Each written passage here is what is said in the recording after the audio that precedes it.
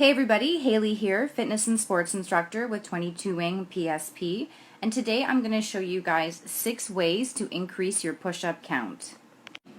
Before I get into that, I just want to point out that although the current annual force evaluation does not include max push-ups as part of their evaluation, some of the specialty trades do include them, at least as part of their initial testing. If they do, make sure you understand their protocol. Some may have you perform max push-ups in a given time, or more likely what I see is that there is no time limit, but they will stop you once you do take a rest. So in other words, you'll be cut off if you're not continuous with your push-ups. Furthermore, some protocols have you touch your chest to a floor or object on the ground. However, what I've been seeing more commonly is you have to achieve a 90-degree joint angle in your elbows for it to count, and a full lockout at the top. This leads me to proper form. So your standard push-up will look like this. Your hands shoulder width apart just beside your chest. Elbows like an airplane, so not tucked in super close, but definitely not flaring far away from the body. Core is engaged, glutes are squeezed, and feet are together. If you're lacking in any of these areas, your push-ups will seem a lot harder than they should be because of a lot of wasted energy being leaked out of the body. Tip number 1, perform max amount of push-ups 2 to 3 times throughout the course of your day. This will allow you to get uncomfortably comfortable with the challenge of going to failure. It will also improve your muscular strength and endurance, as well as mental stamina. Tip number 2, choose a number of reps and complete them throughout your day. This is similar but different to tip number 1. Choose a number, say 200, and break them up over the course of the day.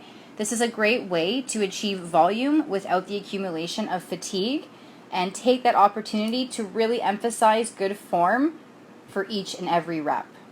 Tip number 3, utilizing weighted push-ups. By using a plate or a backpack with the majority of the weight placed on the low back is a great way to increase your push-up count. Because obviously if you can perform multiple push-ups under additional load, your body weight will feel much lighter. In my opinion, you should be efficient at performing unloaded push-ups first before adding load, and when you do introduce weight, do so in small increments. Tip number 4 is to incorporate different variations of push-ups, and while there are a lot of variations that you can use, using such variations as wide grip to emphasize the outer fibers of the pecs, a narrow grip to emphasize the inner fibers and the triceps, as well as incline and decline for the upper and lower pecs, is some excellent options for you to use.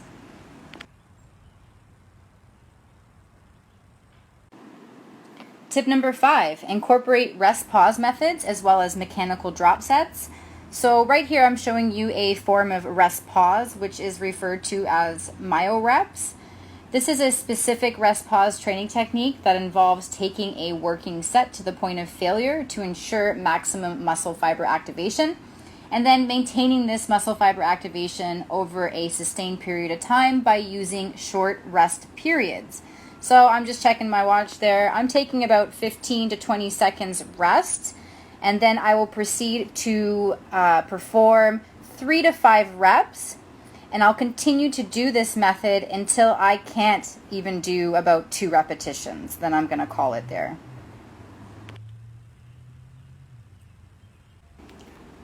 Mechanical drop sets is another excellent technique.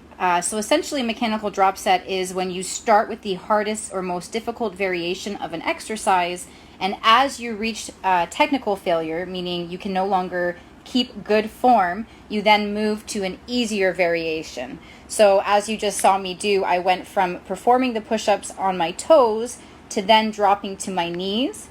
And as I approach failure from my knees, I'm going to go ahead and use a chair and move on to incline push-ups.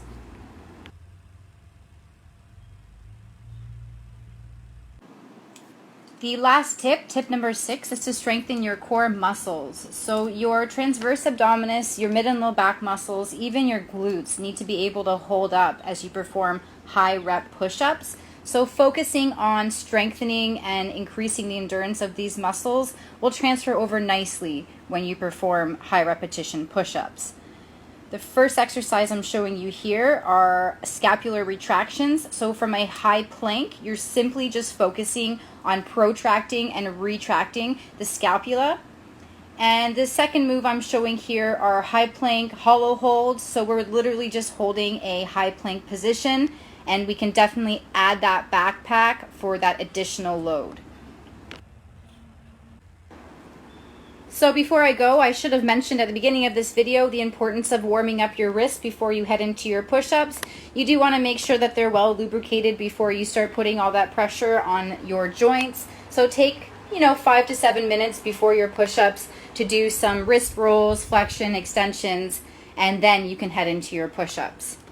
Thank you so much for watching my video, and please reach out to us if you guys have any questions about what you've seen or if you'd like some help with your own programming. That's what we're here for. Enjoy your day and take care.